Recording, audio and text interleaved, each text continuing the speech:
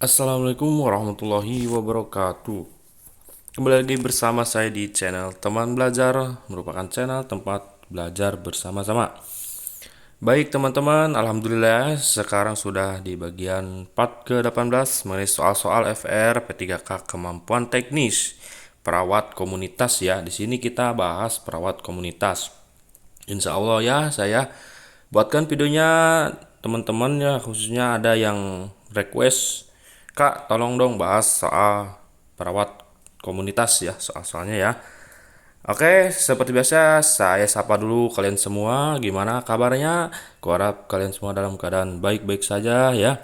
Dan saya ucapkan juga terima kasih kepada teman-teman semua yang sudah mendukung channel ini dengan klik tombol subscribe serta like, komen, dan share-nya. Ya, saya doakan semoga teman-teman semua bisa dilancarkan rezekinya dan diberikan kesehatan oleh Allah Subhanahu wa taala serta dapat lulus menjadi P3K ya, menjadi ASN di tahun 2023 ini. Oke, untuk mengefisiensikan waktu langsung saja kita ke soal. Soal 1. Laki-laki berusia 45 tahun datang ke puskesmas dengan keluhan tidak bisa tidur, sakit kepala, dan nafsu makan menurun sejak di PHK dari pekerjaannya. Pasien mengatakan, selama ini saya yang menjadi kepala keluarga dan pencari nafkah. Sekarang saya tidak bisa menafkahi keluarga saya. Apakah pertanyaan yang harus disampaikan oleh perawat untuk mendapatkan data adanya masalah pada kasus di atas? A. Apa yang akan saudara lakukan? B. Sejak kapan saudara kehilangan pekerjaan? C. Mengapa perusahaan memberhentikan saudara? D. Sudah berapa lama saudara bekerja di perusahaan tersebut? E. Bagaimana pandangan saudara terhadap diri saudara saat ini? Silakan teman-teman jawab 5 detik dari sekarang.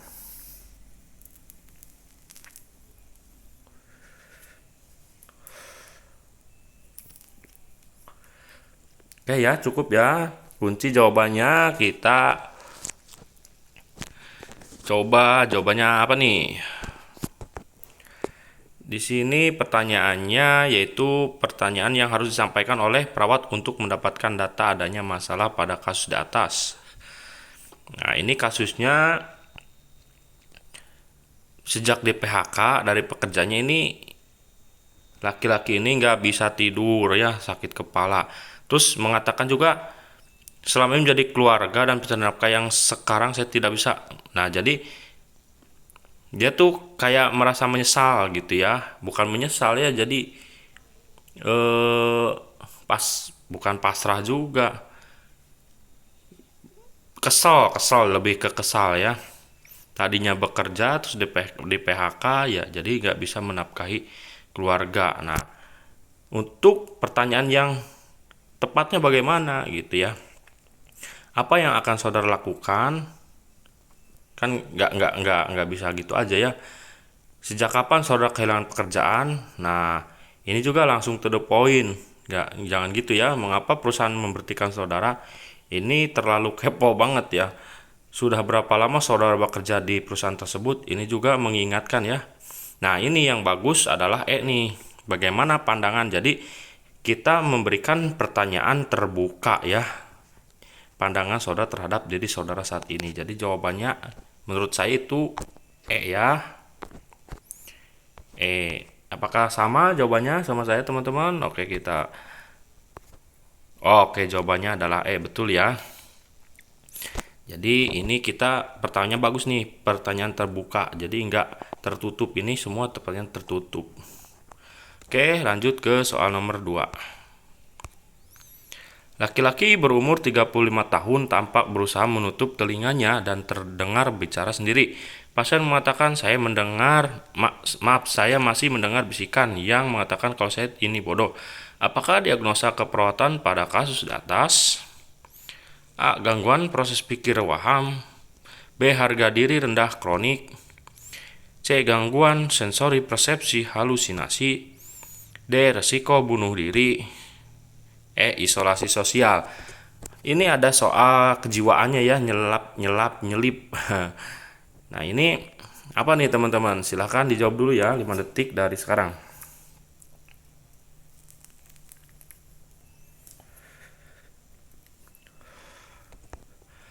Oke, kita bahas ya. Ini yang ditanyakan adalah diagnosa keperawatan pada kasus di atas. Ini udah ada data, saya masih mendengar bisikan. Nah, ini udah ke halusinasi nih ya.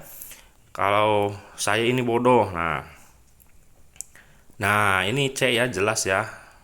Oke. Kita contreng dikali yang C.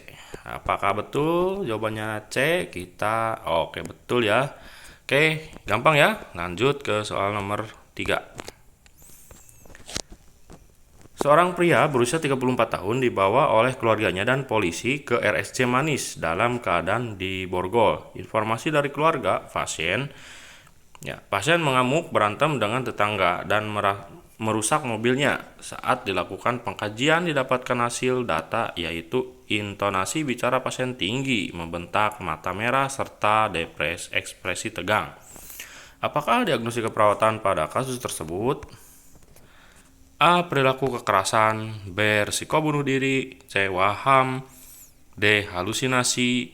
E. Isolasi sosial. Ini soal kejiwaan lagi ya. Silakan, nggak apa-apa ya. Belajar kejiwaan juga. Silakan teman-teman jawab terlebih dahulu.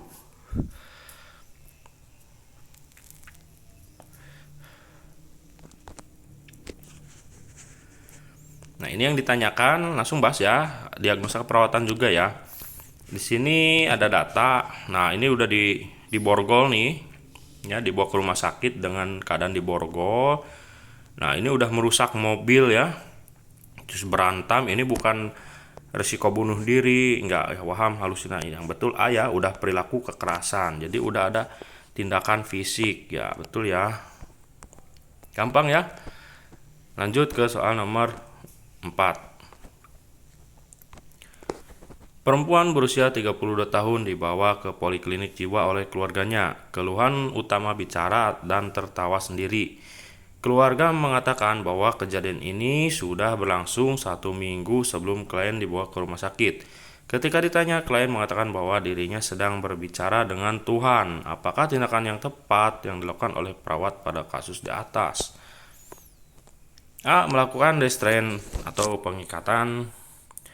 B. Menempatkannya di ruang isolasi. C. Mengidentifikasi karakteristik suara. D. Melakukan terapi aktivitas kelompok. E. Menanyakan riwayat penyakit terdahulu. Silakan dijawab dulu dari sekarang ya. Ini soalnya nggak apa-apa ya, jiwa lagi. Kita belajar lah ya, belajar sama aja sih sebetulnya. Kita yang penting belajar, mempertajam perawatan jiwa kita ya. Oke, di sini pertanyaannya, tindakan yang dilakukan ya yang tepat itu apa? Nah, ini kan di soal itu bicara dan terus sendiri ya. Nah, sudah seminggu klien dibawa ke rumah sakit. Sebelum dibawa ke rumah sakit sudah seminggu ya, klien tuh bicara dan tertawa sendiri. Terus saat ditanya itu mengatakan dirinya sedang berbicara dengan Tuhan.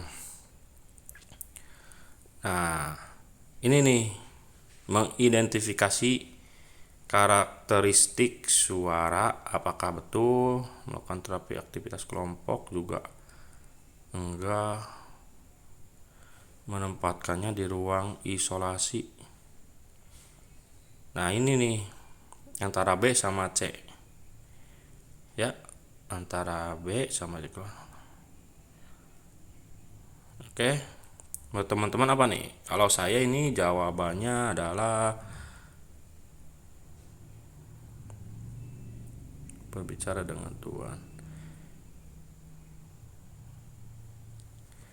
Ini ya.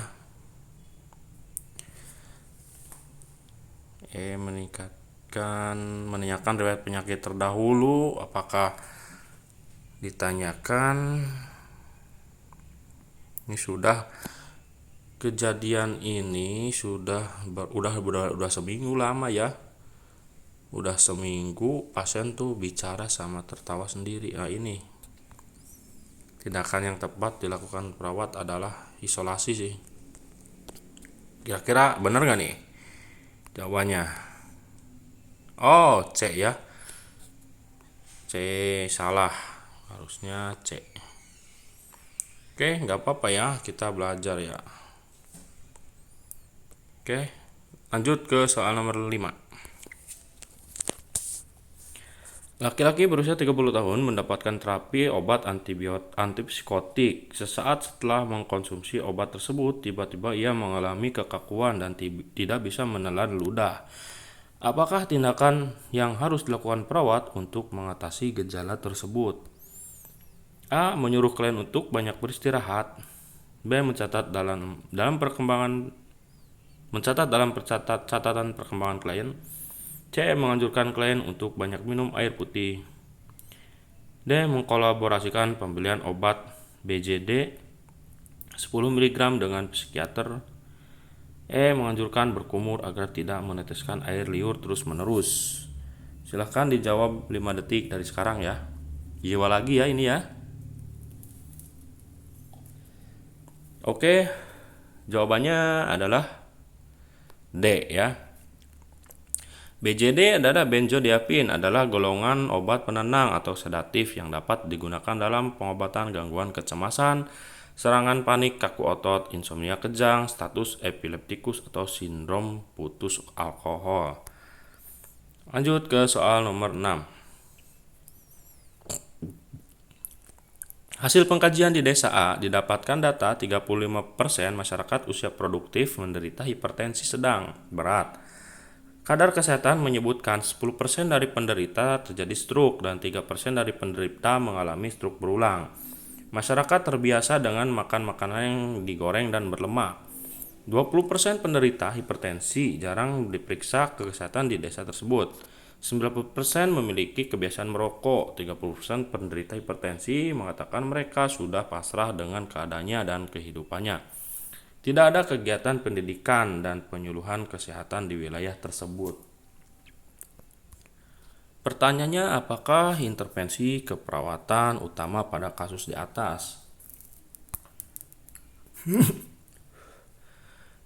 A. Berikan pendidikan kesehatan pencegahan. B. Motivasi peningkatan kesiapan pembelajaran pencegahan. C. Motivasi mengikuti pembelajaran kelompok. D. Mediasi sistem kesehatan bagi kelompok. Oke, di sini jawabannya adalah A ya. Kenapa A? Karena di sini sudah langsung ke intervensi ya. Kalau motivasi saja tidak dapat menyelesaikan masalah ya. Mediasi juga tidak dapat menyelesaikan masalah. Oke, gampang ya. Lanjut ke soal nomor 7. Data penduduk di suatu desa menunjukkan 30% penduduk adalah remaja, 12% remaja bersekolah, sisanya ada yang bekerja, dan ada sebagian besar menjadi pengangguran. Angka kenakalan remaja terakhir ini meningkat dari narkoba dan pencurian. 15% remaja setelah tamat SMP langsung menikah. 12% dari remaja yang menikah mengalami masalah pada kehamilan, yaitu abortus. Kadar mengatakan belum ada penyuluhan kesehatan remaja. Apakah topik pendidikan kesehatan yang utama pada kasus di atas? A. Remaja dan narkoba. B. Remaja berkualitas sebagai generasi penerus. C. Campak pernikahan dini. D. Kesehatan reproduksi pada remaja.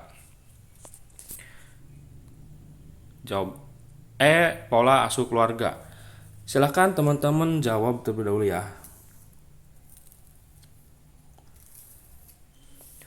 Oke, kita bahas ya topik pendidikan. Nah, ini membahaskan topik yang tepat pada kasus di atas itu apa. Di sini ada data. Di sini itu remaja tamat SMP langsung menikah nih. 12% dari remaja yang nikah itu mengalami abortus. Udah jelas ya. Di sini D ya. Kesehatan reproduksi pada remaja. Apakah betul? Oh, Kok C ya? Salah ini, bukan C. D maksudnya ya. Udah jelas di sini ada kasus abortus. Terus nih, remaja yang menikah itu masih SMP ya. Tamat SMP langsung nikah. Jadi dia belum tahu ya mengenai kesehatan reproduksi pada remaja.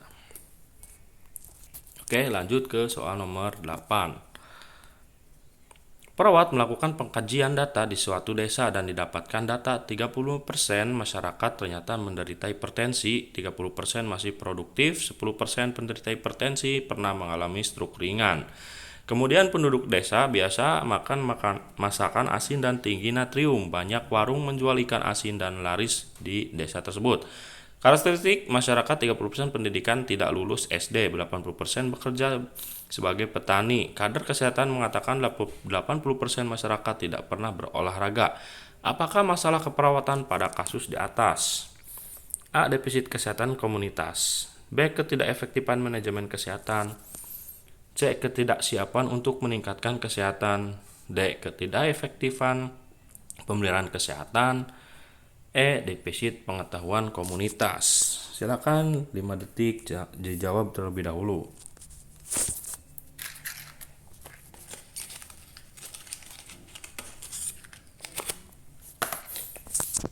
Oke, kita bahas bersama ya. Di sini masalah keperawatan pada kasus di atas. Ditanyakannya masalah keperawatannya apa nih? Coba kita di sini anamnesa di soal di sini itu ada penduduk desa biasa makan makanan ikan asin dan tinggi natrium. Ya, ini kan yang asin-asin itu kan dapat memicu hipertensi ya. Ketika hipertensi terjadi nggak diobatin bisa menyebabkan stroke. Nah, di sini warung-warung jual ikan asin dan laris manis ya. Terus, nah ini 30% tidak lulus SD ya. Oke, kader kesehatan mengatakan tidak pernah berolahraga ya, 80% masyarakatnya. Nah, yang jelas ini ya ini defisit pengetahuan komunitas ya. Apakah betul? Coba kita spill nih jawabannya. Oke, betul ya. Defisit pengetahuan komunitas. Gampang ya, lanjut ke soal nomor 9. Keseluruhan proses pengumpulan atau collecting dan menghimpun dan menyusun, compiling dan menerbitkan data-data demografi, ekonomi sosial yang menyangkut semua orang pada waktu tertentu di suatu negara atau wilayah tertentu merupakan definisi dari A. Registrasi data demografi, B. EC sensus, D. Data kependudukan, E. survei.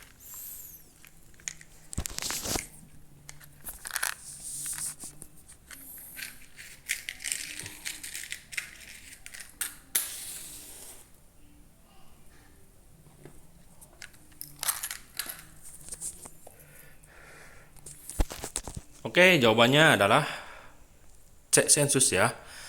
Di sini ada registrasi adalah proses pendaftaran ya.